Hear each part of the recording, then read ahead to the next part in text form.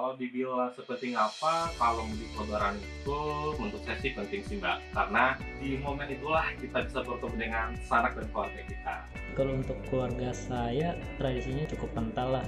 Pastinya kan mau kangen-kangenan, mau ngobrol bareng, ngumpul bareng. Jadi penting banget sih arti mudik pulang kampung ke kampung masing-masing. Nah, kalau menurut saya tradisi mudik sih nggak terlalu penting ya. Kami juga nggak memaksakan untuk setiap tahun bisa mudik ke kampung halaman. Jadi kalau misalkan pada tahun ini kita nggak bisa mudik ya sebenarnya biasa-biasa aja. Iya pernah jujur di media sosial di Instagram atau Twitter kalau yang mudik dulu oh ya udah ya nggak apa-apa. Iya pernah. Pernah. Katanya 2 minggu jangan pulang ke kampung halaman dulu. Mungkin kita harus membedakannya menjadi 2 kelompok. Yang kelompok pertama adalah kelompok pekerja terdampak, di mana mereka kehilangan penghasilan selama masa pandemi ini. Mungkin buat mereka lebih nyaman berada di daerahnya masing-masing.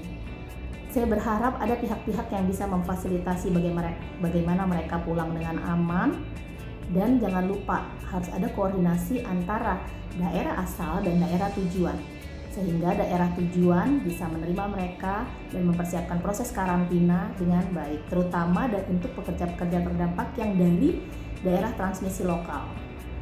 Yang kedua, untuk pekerja yang tidak terdampak, dalam hal ini mereka masih menerima gaji secara full dan bahkan mereka akan mendapatkan tunjangan hari raya, diharapkan tidak mudik untuk menghindari penumpukan di tempat karantina.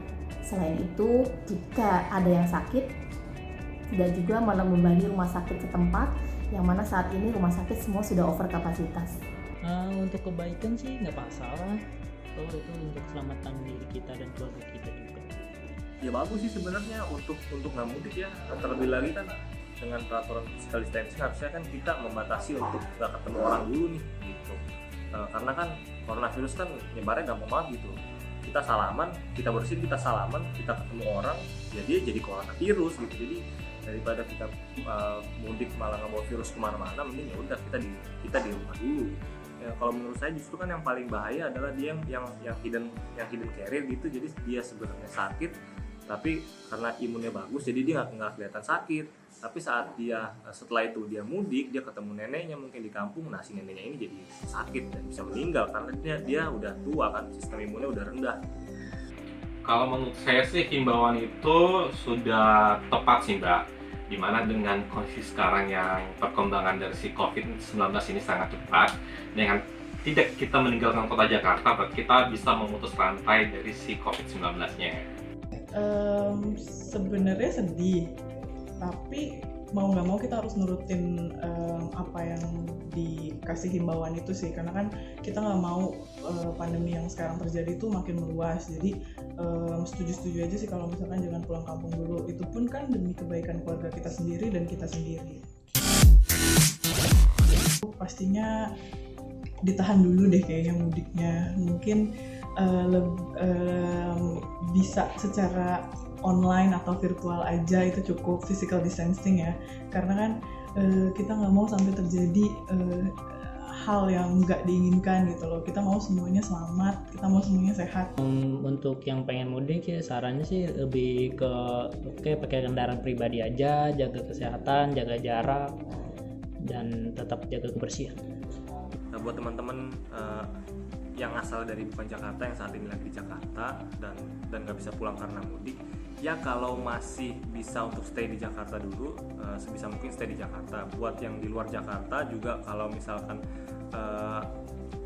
kamu bisa stay di sana dulu, ya di sana dulu aja, jangan balik ke Jakarta. Kalau saran saya kepada rekan-rekan teman-teman yang merupakan perantauan di Jakarta, himbauan tersebut sudah sangat tepat guna kepada kita sebagai anak perantau.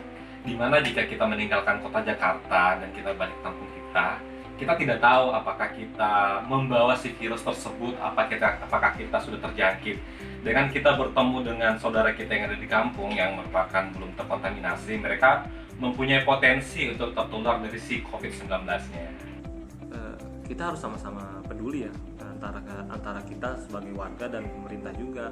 Jadi pemerintah, saran saya untuk pemerintah terutama, tolonglah kasih rule yang jelas, peraturan yang jelas, protokolnya yang jelas. Kalau misalkan saya kan dengar dari berita, kemudian juga baca dari beberapa artikel di media, katanya per awal Juni PSBB mau dilonggarkan. Ya kalau mau dilonggarkan, tolong protokolnya yang jelas kayak gimana nih, tolong kasih sosialisasi plus hukuman juga kalau ada warga yang melanggar kayak gitu. Karena kan kita lihat di berita PSBB mau dilonggarin aja saat bandara dibuka itu ramenya bukan main kan, dan itu warga yang ngantri di bandara itu dempet-dempetannya parah gitu. Sebagai masyarakat, kalau misalkan memang protokolnya dilonggarkan pun, kalau kita memang bisa dengan meminimalisir keluar rumah, ya udah kita tetap di rumah aja. Kecuali kalau kita memang harus kerja lagi, harus mungkin sekolah lagi, dan kita memang diharuskan untuk itu, ya mau nggak mau kita keluar.